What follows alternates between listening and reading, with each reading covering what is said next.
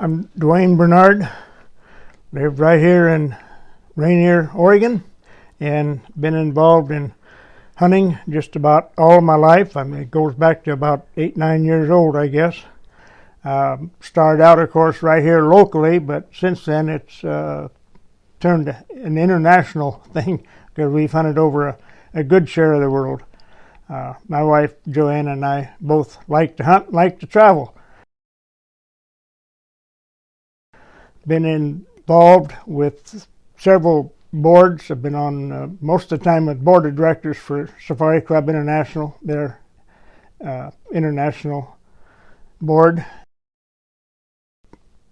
I was there for about 20 years, I guess, regional rep for Northwest United States and Southern British Columbia, Canada. And been on advisory board for U.S. Fish and Wildlife. Was on Access and Habitat Board for Oregon Department of Fish and Wildlife for 8 years, 2 terms. And Oregon Hunters Association State Board plus the county board and several more. But I won't bore you with all the little details. But that was the main ones.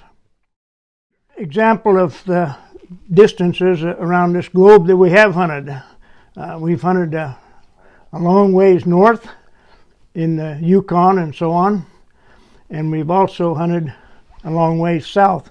The yellow license plate there's from Namibia, Africa, and the license plates over there are the N stands for Namibia and the W stands for the city in Namibia, which was Windhoek, where that particular license plate come from. The polar bear in the top one there's pretty much self-explanatory, I think. The leopard I got in Zimbabwe. I was over there on, with Joanne, and actually our daughter and son-in-law were there on the same trip. We hunted leopard and Cape buffalo on the same trip and got both of them, plus several other animals that year. The leopard was killed from a blind. He was exactly 50 yards away, chewing on a piece of meat that we'd left a couple of days before. And one shot from the 375 made sure he didn't leave. That's actually an award for the size of the leopard. He's an extremely big leopard. He placed, I don't remember where now, but he placed well up in the Safari Club International Record Book. He was 7 feet 4 inches long from tip to tip and weighed 174 pounds. And the gold award is the top third of all of them that are in the record book. Silver being the middle third, and the bronze awards the bottom third of the record book. The Cape buffalo was there wasn't a big bunch of Cape buffalo. There was only a few in the area we were hunting, and the guy that went with me, a good friend, Steve Chambers, although the family was there as well, but Steve wanted a Cape buffalo, as I did, and he got his one day. He missed one that day, and then he killed one. Well, the next day I went out, looked for the same herd of buffalo, and I got it. Took 2 shots. I did get it. They're a very dangerous animal, by the way. And when I got up to it, I noticed on close examination there was a bullet hole in his left ear. Well, it was an old bullet hole. It had been there for probably years. But I got the idea to rub my finger in some fresh blood and go around that bullet hole. And when we got back to where Steve was, I told him, I got the one that you missed yesterday. And he looked at that. He said, how could I have possibly missed it or shot it there? I said, I don't know, but there's a bullet hole. And he was just beside himself. He couldn't understand it. And finally, I couldn't hold it any longer, and I had to bust out laughing. I said, told him what I'd done, and it's been kind of a joke between him and I ever since. Yeah, it didn't make the gold award because of the size. It's just not quite that big, but it's a silver award, which I'm sure not ashamed of, because those things they're fun to hunt. If they had Cape buffalo in British Columbia, I'd probably hunt them about every other year. They're really exciting to hunt, very dangerous. I had a good friend killed by one after I got this, a few years afterwards, and they're quite dangerous. This is my biggest mule deer, biggest one I've ever killed, and it came from Unit 270 in Montana, where our cabin is, and we were staying in the cabin, and I was hunting those big mule deer, and I think I had passed up, if my memory serves me right, about 72 or 3 nice big bucks before I killed that one. And he's not the biggest one in the world, of course, but he was big enough to get a gold award from SCI. He did score well. I think that was probably my most enjoyable hunt of my life. I was all alone. I had been hunting the mule deer, and I saw this one the night before I killed him. Excuse me. Saw him the night before I killed him, and I knew that that's the one I wanted, but he was too far away to shoot then, and it was getting too late in the day to go after him. So I went back to the cabin, and when my partner Larry Irwin showed up, he asked if I'd seen anything, and I said I did. I saw the buck. I saw the buck that I'm going to kill, the one I want, and I'll get you to drop me off in the morning, and I'll go see if I can get him. And that's the result. I did. Larry dropped me off, and I went out and found him again, pretty close to where he'd been the night before, and one shot did the trick. And I think it was the best hunt of my life for various reasons.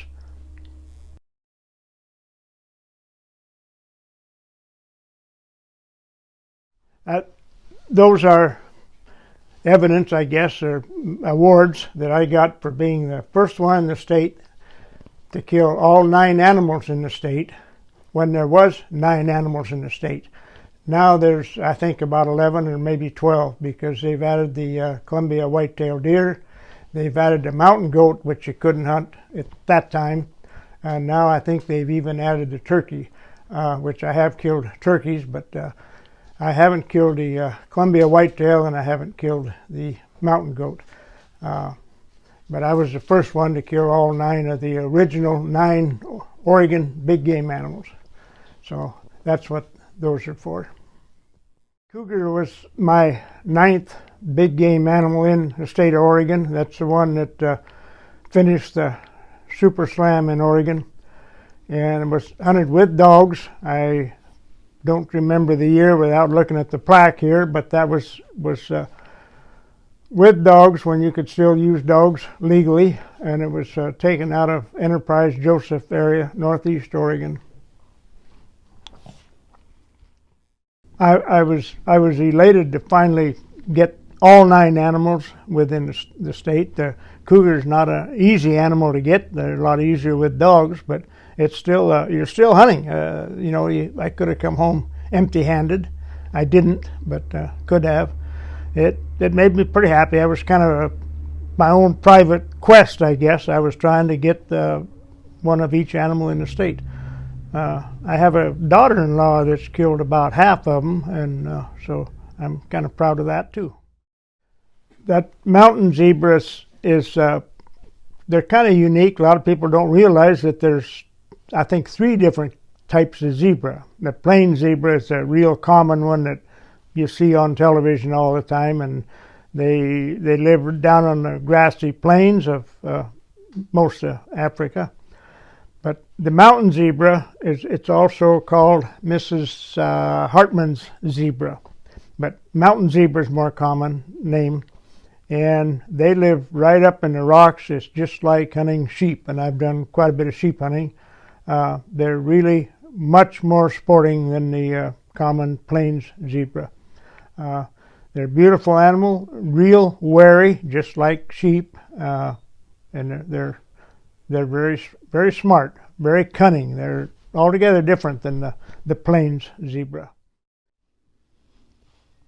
One of the highlights of my life, my hunting life, I guess, would be sheep hunting. I've always enjoyed sheep hunting. I didn't have the money to just go out and do it unlimited. I had to kind of hope for the best and try to get by on the cheap side, to be honest with you, I guess. And the first sheep hunt I ever had was in Alaska, a Dall sheep hunt with some guides that we knew up there.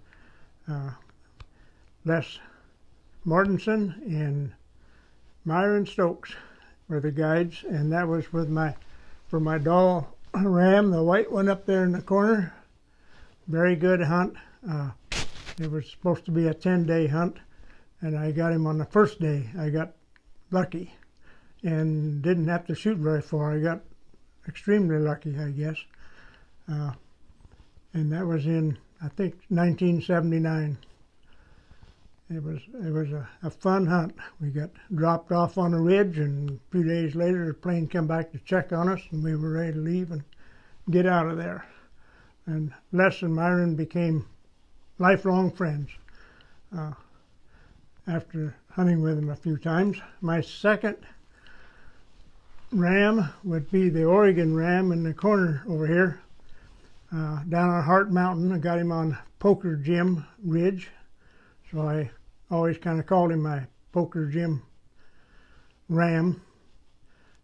My son Dave was with me on that hunt, and a friend from Medford, Elvin Hawkins. I'd always told Elvin and I were pretty good friends, and I'd always told him if I ever drew an Oregon sheep tag, I'm going to give you a call. Well, I drew that, and I did give him a call, and he went along on the hunt along with our son Dave, and got him on about the 7th or 8th day of the hunt, I believe. I actually passed up a bigger ram on the very first day because our son Dave was with me, and I didn't want to make it seem too easy. I didn't want to shoot the first one I saw. So I kept looking and ended up taking this one, which is a little bit smaller than the one I passed up the first day. But it was a good hunt. Joanne was down there with us. Another good friend from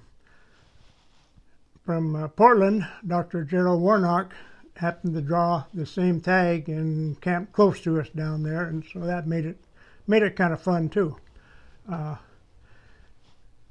The same year, that was 1988, same year I drew the Oregon tag, I found out a few days later, I got a letter in the mail.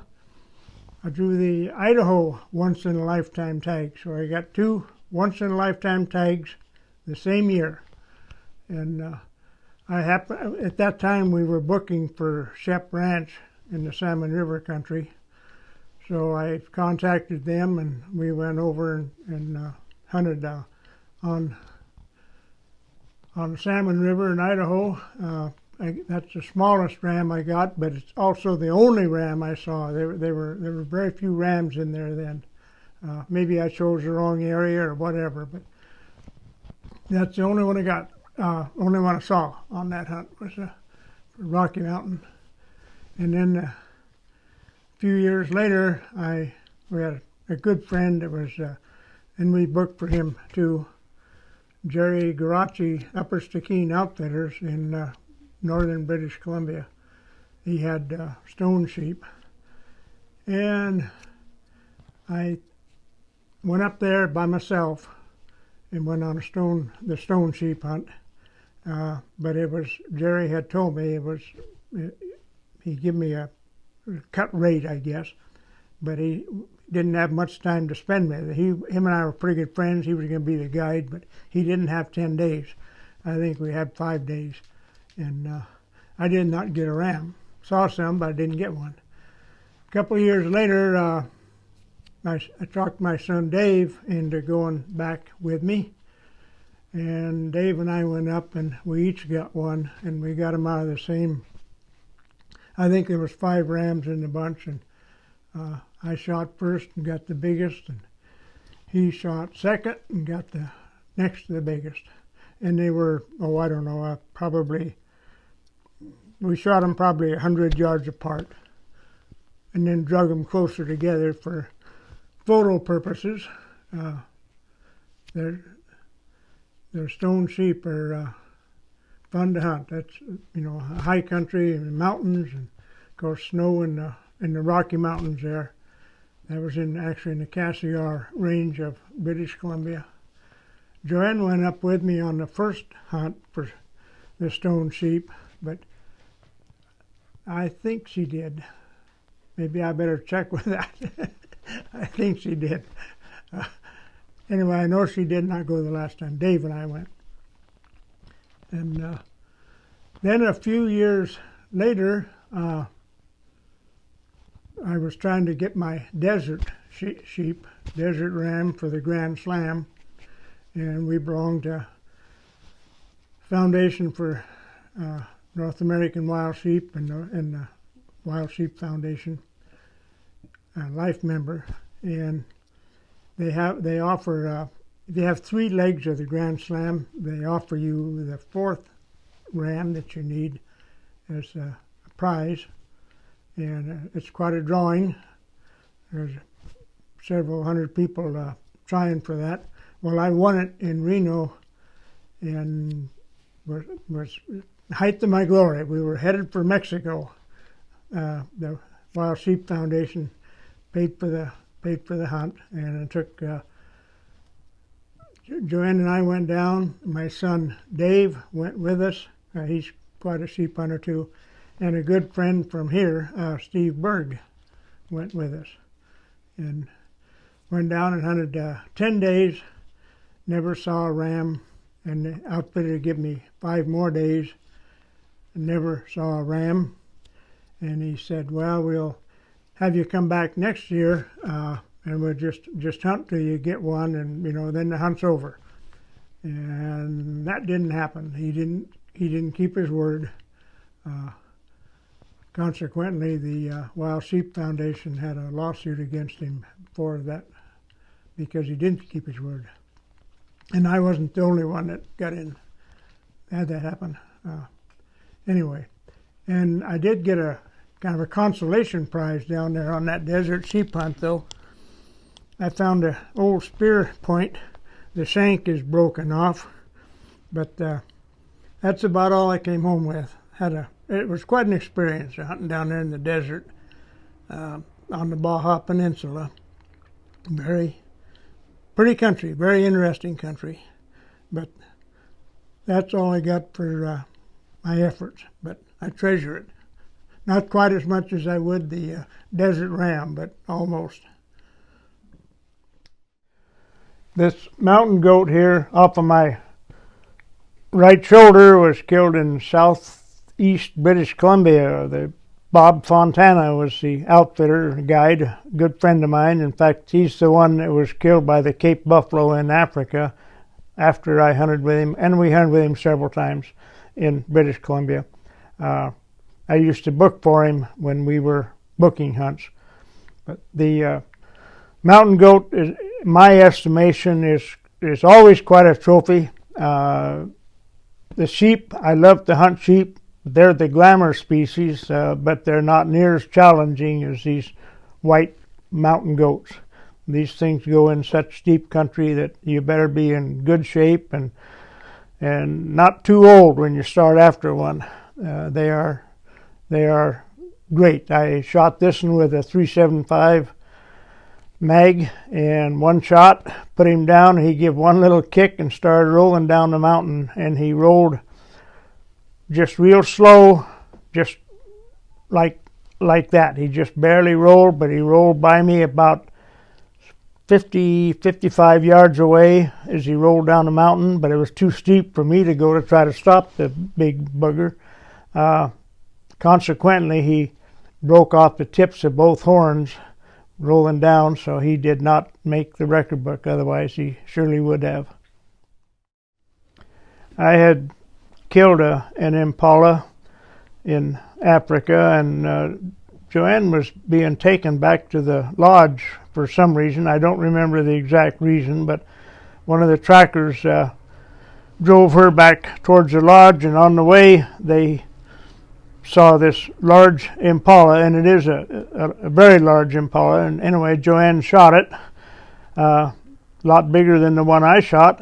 But the sad part is, I guess there was I wasn't with her, and nobody she knew was with her. She could hardly communicate with the tracker that was driving her, so it kind of took some of the glory away from it. But she got a very big impala. That is a huge one.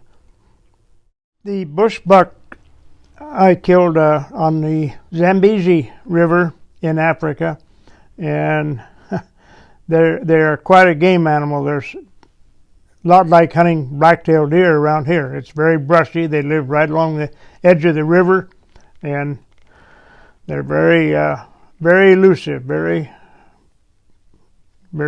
sneaky. We walked by one that day before I killed this one, and got right by him, and he jumped out from behind a big tree that we had just passed.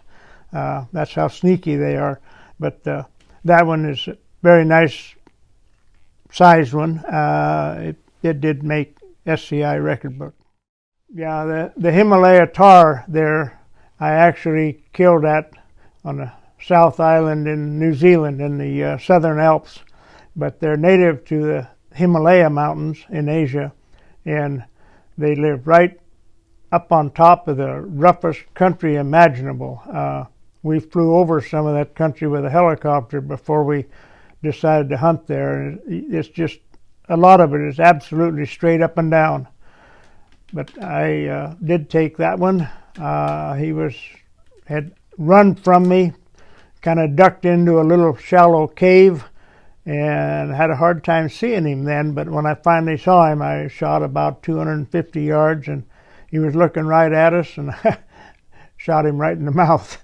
But he is a very nice one. I never did have him scored, but he probably would have made the book as well. But they're a beautiful animal, and they live in some of the roughest country imaginable. Joanne killed that big Alaska moose on a, I don't know, fifth or sixth trip to Alaska, I think, and we used to go up there hunting quite a bit, quite often. Anyway, it's 62 inches wide and exactly the same as what she is tall. She's 5'2". It did not make the book, but it was very close. But it's still, she had a hard time shooting that. She was standing on top of a tracked vehicle, kind of like a large tank that the guide used to hunt with, and she could just barely see that moose. So she had to shoot from standing on her tiptoes, which is about the worst possible way you could imagine for a shooting stance. But that's the way she, it took her several shots, but she did kill it, and she got a very nice moose. Yeah, the top animal there is a red stag from the North Island in New Zealand. We were down there on our anniversary one year, which is in April. That happens to be the roaring season for the red stags down there. That is their fall.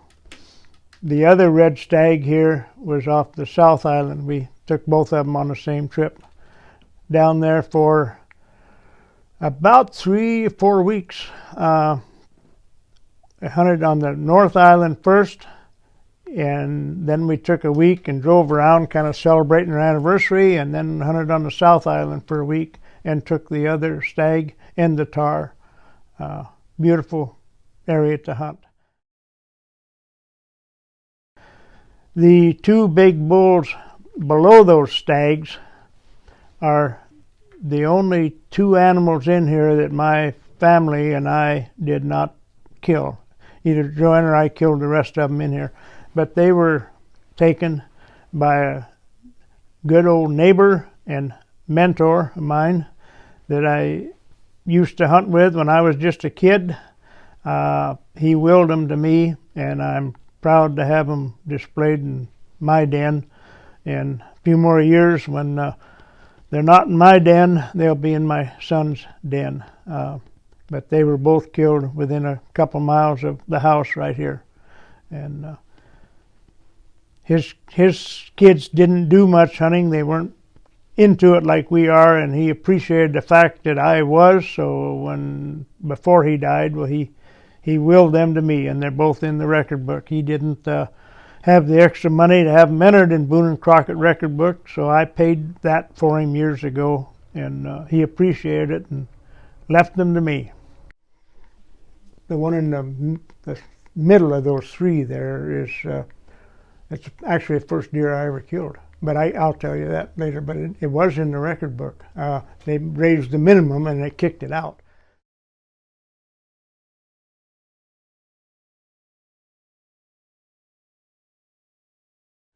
Over in the corner there, the guy holding the two big elephant tusks, that was Peter Capstick, and he is or was, before he died, pretty well-known author and professional hunter from Africa.